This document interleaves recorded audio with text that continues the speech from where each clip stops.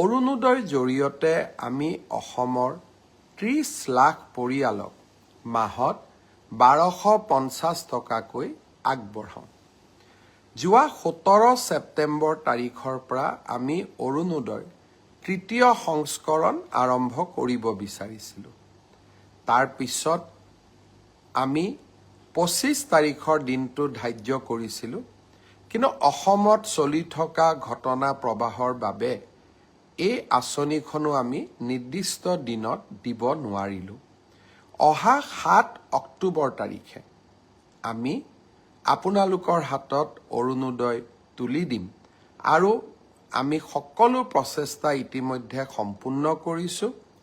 7 তাৰিখে নিশ্চিতভাৱে অৰুণোদয় তৃতীয় সংস্কৰণৰ সুবিধা 30 লাখ আই মাতৃয়ে লাভ কৰিব আৰু আমি তাৰ পিছত প্ৰতি মাহে নিৰন্তৰ কৰি আপোনালোকক এই পুঁজি যোগান ধৰি যাম।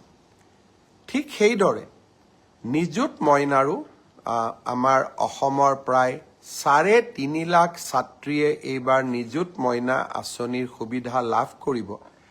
নিযুত মইনা আঁচনিৰো আমি যিহেতু প্ৰথম কিস্তিৰ ধন আমি চেক যোগে দিওঁ, বেংকক আমি চেকসমূহ বনাব দিছোঁ। নিযুত মইনা আঁচনিৰো প্ৰথম কিস্তিৰ ধন আমি 10 পৰা 15 অক্টোবৰৰ ভিতৰত সকলোৰে হাতত তুলি দিম আৰু তাৰ পৰৱৰ্তী মাহৰ পিছত সকলোৱে বেংক যোগে নিযুত মইনা আঁচনিৰ ধন লাভ কৰি থাকিব।